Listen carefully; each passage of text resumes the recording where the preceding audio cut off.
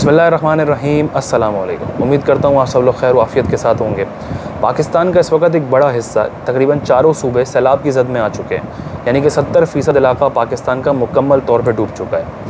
ये हो क्यों रहा है? ज़ाहिर है ये अचानक से शुरू नहीं हुआ, ये वक्फ़े से हमें मुख्तलिफ़ इंडिकेशंस देता चला गया, वार्निंग्स देता चला गया कि मुस्तक़बिल में एक ऐसा बड़ा हादसा मुल्क के अंदर हो सकता है। फॉर एग्ज़ाम्पल, बेवक्त या हद से ज़्यादा होने वाली बारिशों की सूरत में, या फिर कुछ ऐसे इलाकों के अंदर सैलाब आना जो कंट्रोल ज़रूर हो गया लेकिन उन इलाकों के अंदर बड़ी तबाही लेकर आया।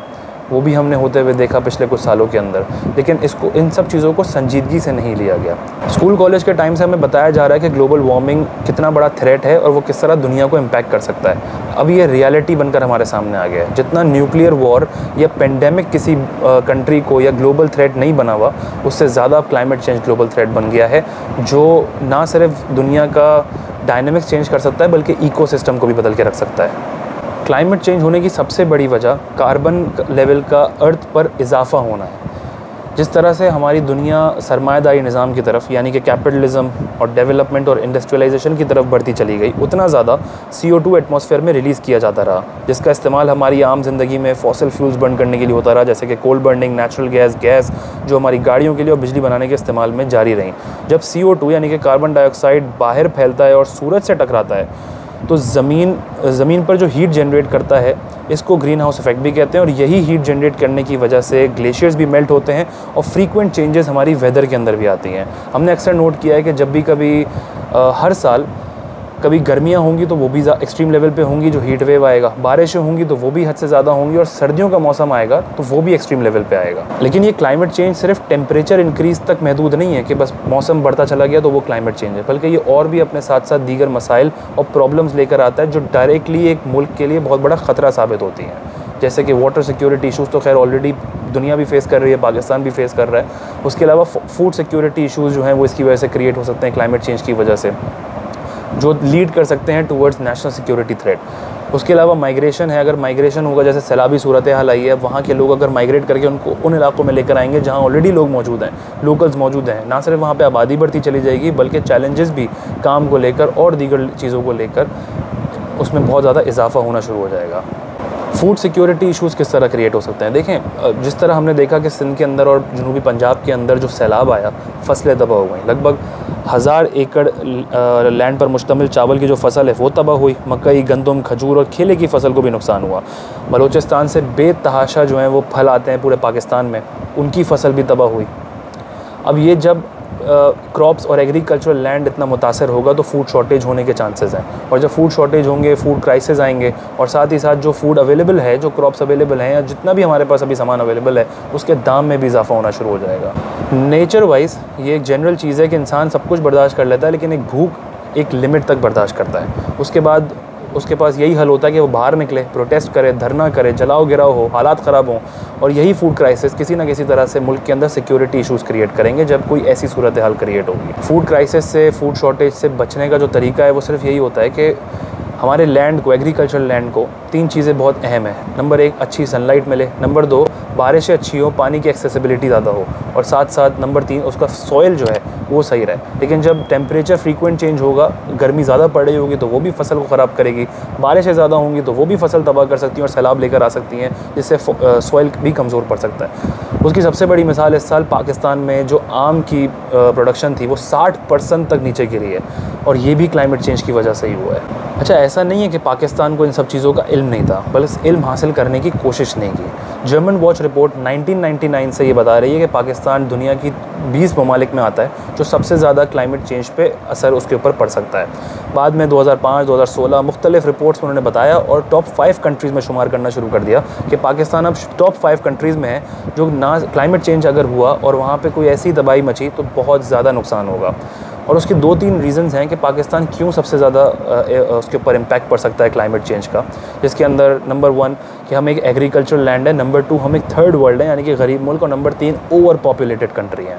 जैसे कि मैंने पहले कहा, एग्रीकल्चरल लैंड है, जब ये सैलाबी सूरत हाल आती है या इस तरह से क्लाइमेट चेंज यानी फ्रीक्वेंट वेदर चेंजेस होती है तो फूड क्राइसिस और फूड शॉर्टेज होने का नुकसान होता है। नंबर 2, एक थर्ड वर्ल्ड, एक गरीब मुल्क है, जब कोई ऐसा सैलाब आता है तो वो हमारे इंफ्रास्ट्रक्चर को तबाह करता चला जाता है। पाकिस्तान के पास इतने रिसोर्सेज नहीं है कि वो अपने आप को वापस खड़ा कर सके फौरी तौर पे। मिसाल के तौर पे अभी स्वात के अंदर जो सूरत हाल हुई है, हमारा टूरिज़्म बहुत बड़ा मुतासर हुआ है। हम ऑलरेडी इकोनॉमिक क्राइसिस में हैं, फूड शॉर्टेज, फूड क्राइसिस अगर आएंगे तो मज़ीद माशी तौर पर हमारा नुकसान होगा, एग्रीकल्चरली हमारा नुकसान होगा और साथ ही साथ टूरिज़्म भी मुतासर होगा, यानी कि जो हमारी अर्निंग अपॉर्चुनिटी थी वो भी कम से कम होना शुरू हो जाएगी। तीसरा जो प्रॉब्लम है वो है ओवर पॉपुलेटेड कंट्री। पाकिस्तान जब से बना है 1950 से लेकर 2022 के 70-72 सालों में पाकिस्तान की आबादी 3 टाइम्स जो है वो इंक्रीज़ हुई है। जितनी ज़्यादा हमारी आबादी इंक्रीज़ हुई है उतनी ज़्यादा हमारी रिसोर्सेज में भी कमी आई है। एक ज़माना था कि पाकिस्तान गंदम को एक्सपोर्ट किया करता था, फिर पाकिस्तान ने गंदम इंपोर्ट करना शुरू कर दी। इसकी सबसे बड़ी वजह यह है कि हमारी आबादी जो है मुसलसल बढ़ती रही और हमारी प्रोडक्शन ही उसको पूरा नहीं कर पाई।